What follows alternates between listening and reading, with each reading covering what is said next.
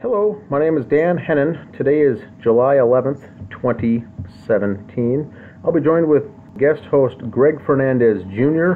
And between the both of us, we're going to review the movie documentary called A Gray State by Erik Nelson. This is the documentary that Erik Nelson and his team put together relating to the David Crowley and the family murders and the project called The Gray State. It was premiered at the Tribeca Film Festival.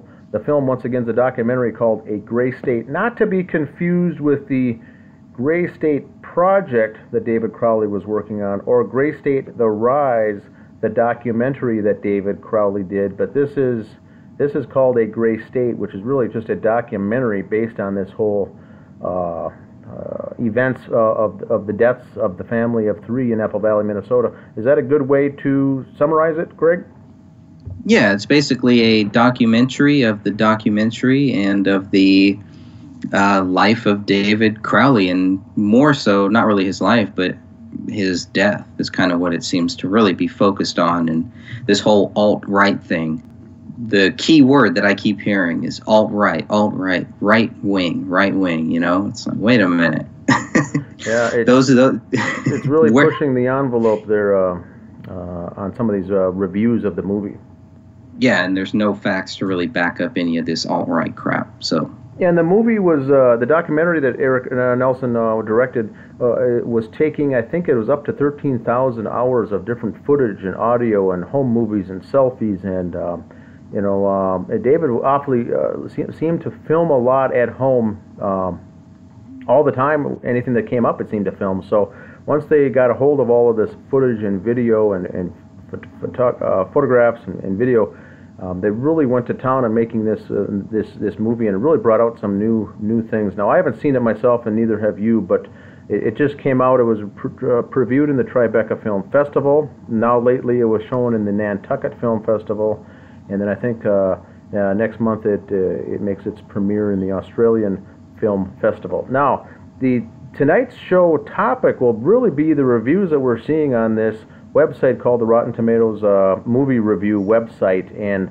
the reason that we're dedicating this section tonight for this episode is there's only 5 reviews out there on this movie, and all I think were added in a 1 week time period, and they all say basically the same thing with a little different verbiage, and then nothing's been added since, and all the 5 reviewers give it 2 thumbs up, or in this case 100% really on the tomato meter, as this great documentary. But yet there's no poster on the movie, there's no information on it, the audience has it written in, there's no other comments, there's just 5 critics, and they say what a great movie it is. So tonight's episode will be basically on this, and what I'll do is I'll pull this up, Greg, and there's only the 5 reviews, and we're going to go through one at a time and basically bring them up.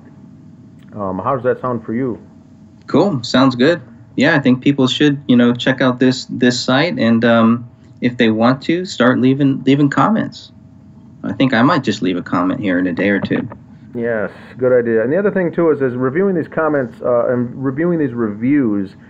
Keep in mind too, as many of us talk about the compromised media and the mass media as tools and slaves and basically working for the man. These reviews, as I read them, do not seem to be authentic reviews. They're still seem to be pushing a narrative. So, for the listeners out there, when you watch this, leave comments yourself below this video when we publish it, because hopefully it'll open your eyes and ears when you read reviews in the future. Right off the bat, we'll start with Frank Sheck. Frank Sheck wrote a Gray State film review for the Tribeca Film Festival. Although several self-identified citizen investigators, he's referring to us here, by the way, attempted to prove that the family was murdered, the quote, credibility means nothing to me, one of them ironically comments. And that's a shot towards you, Greg, there. I believe I was wondering who that was about. That was exactly, and I'll get to that too, because this is a good one to start with, because I know exactly what you meant when you said that, but he obviously took it the wrong way. It goes on to say the film makes its case methodically and persuasively.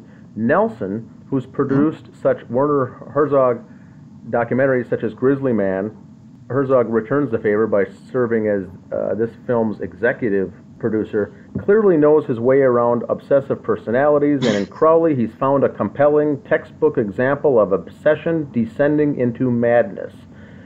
And so right off the bat, Frank Sheck goes in and makes a couple, I wouldn't say condescending, but comments, and then really throws Crowley under the bus as an obsessive person here who has descended into madness. And that's a common theme on these reviews too, is painting, I would call this the David Crowley case, going down that path of the movie The Shining, the Stephen King movie The Shining is what I'm kind of referring to, is they're painting David Crowley into this person who's gone off the deep end. Werner Herzog is the executive producer of Erik Nelson's documentary about the mysterious deaths of an alt-right filmmaker and his family. So there we get the phrase alt-right right off the bat. Right-wing media provocateur Alex Jones recently admitted in court that he's merely playing a character. We're already here talking about Alex Jones. All of a sudden, the focus, an article that is supposed to be about David Crowley and this alt-right filmmaker who killed his family, all of a sudden it turns to Alex Jones. And they call Alex Jones someone who is associated with the right wing. Well, I don't believe there's any proof that Alex Jones is associated with the right wing. I don't believe Alex Jones, really gets into that, to the Democrat-Republican thing. I think he's getting a lot of flack now because of his stance on Trump. But really, this has nothing to do with Alex Jones. It goes on again, talking about exploring the alt-right phenomenon through the prism of a conspiracy theory involving its subject's demise. A gray state in which Jones makes a brief appearance provides timely political commentary along with a fascinating true-life crime tale. Here we are talking about an alt-right filmmaker, and then we move to Alex Jones. And I think that's a big problem, because what is the tie between Alex Jones and David Crowley? There are some, but they don't really go into that. They don't really mention how many times has Alex Jones had David Crowley on. I've only found maybe one, maybe two. Yeah, I think it was once or twice, but that was about it. And Jones supported it along with a bunch of other folks in the alternative media. But in working with the Gray State and the David Crowley, he was very prominent to ensure not to use Republican Democrat paradigm in any of his work. I mean that, and now what we're getting in the reviews is that all over again.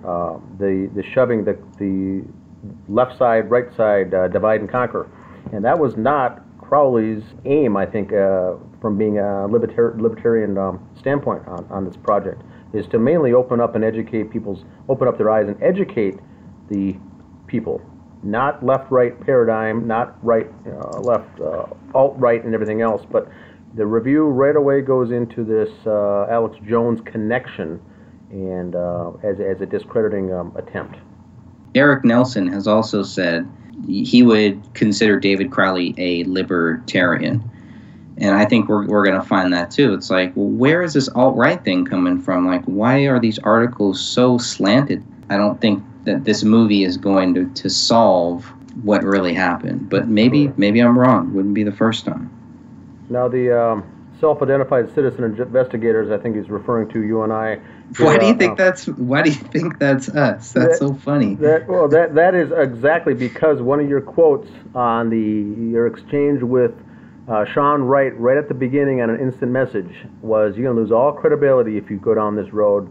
And you said back to him, "My credibility means nothing to me. I'm not out for how I'm viewed down the road. I'm out for the truth," is what you said. Okay. And that, I think, is what he's driving at here by saying how ironic it is. Now, I'd like to jump in here and opine personally that it's the same with me. So I agree with you, Greg, here that credibility for me on this case means nothing, as far as I'm not trying to do research into this case to be credible on the street or to have street cred or to look good or to look bad. It's to get the truth out there, irrelevant of the credibility and how it makes me look as a person, sheds me in a good or bad light. That's what you were referring to there, and that's what Sean Wright was so concerned about by saying if you jump in this, you're going to lose street cred on the outside by delving into this case, and you said, I don't care about that. Gotcha. I want the truth to come out. So that's the whole point with investigators like what we have here on the Justice for David Crowley pages. It's the people that want the truth, irrelevant if they like it or not, if it sheds them in a good light or not, or if it sheds them in a positive or negative light. We don't care about that, is what this whole point is trying to be. We want the truth out there. Right, and they're trying to kind of spin that. Correct. By saying that the credibility, that I'm not worried about credibility because I don't have any, or I mean, I'm reading this. I've read this sentence like several times, and I still don't know what the crap this guy is saying. I might just have to ask him. Yeah, you certainly could, but yeah, the two featured in the film is us on that Citizen Investigators, is who he's driving at there, and that's kind of a shot, an underhanded shot there towards us as not knowing what's going on.